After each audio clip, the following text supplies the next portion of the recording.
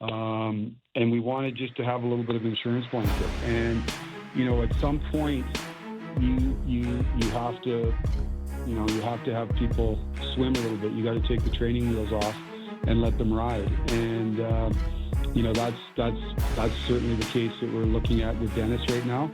Now, that's not to say we continue to look and say, is there other avenues to support us better here, hopefully in the short term, and we'll continue to look at that.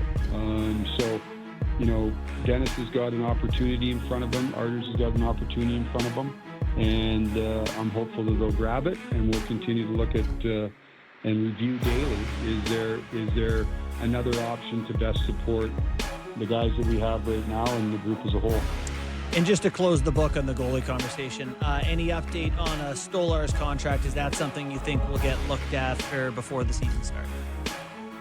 Well, I don't like to talk too much about contract negotiations, other than we're certainly talking with their side, and I'm always optimistic until I'm not. So we'll continue to work away at it. The good news is we got Anthony. He's under contract for this year. He had a terrific year last year.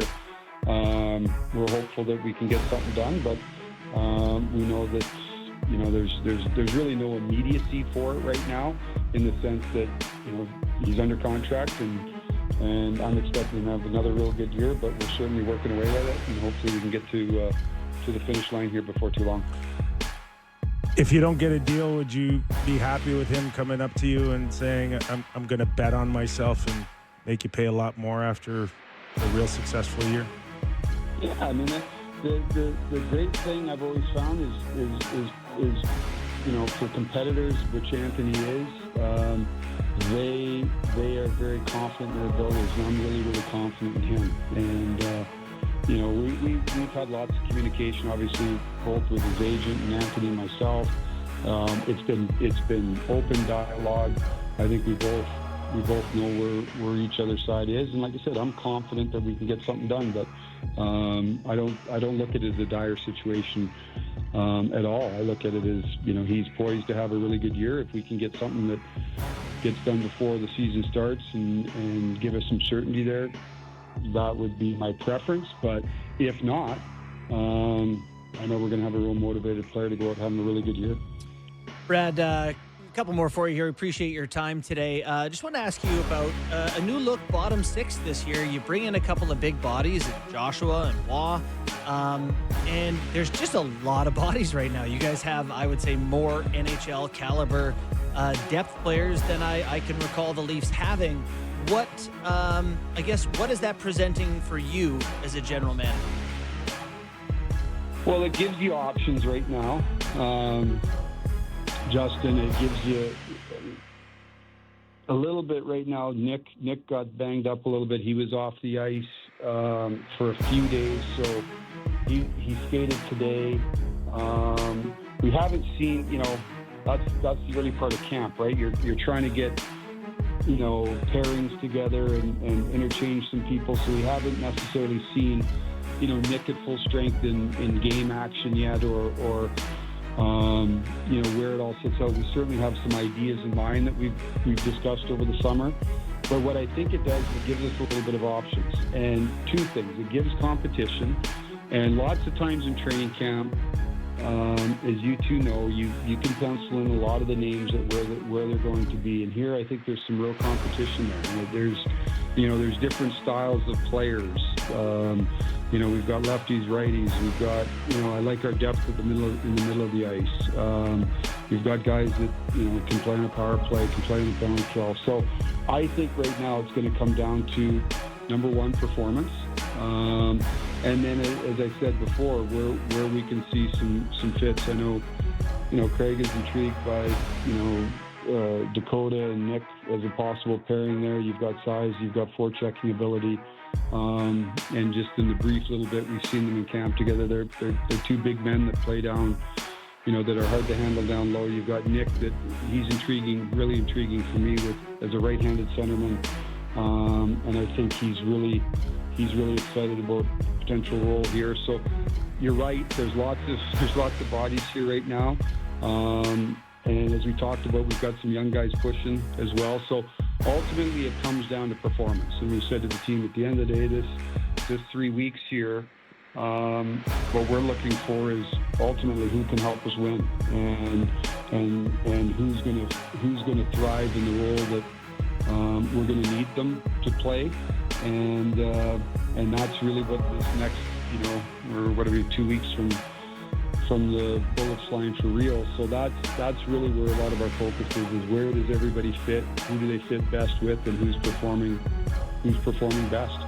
Brad, I got to ask you about the blue line, because the depth has never been better, but the thought is still that Morgan has to be that guy that rises above all. How deep were the conversations all summer with Morgan in terms of him finding that 60, 70 point kind of feel again for him?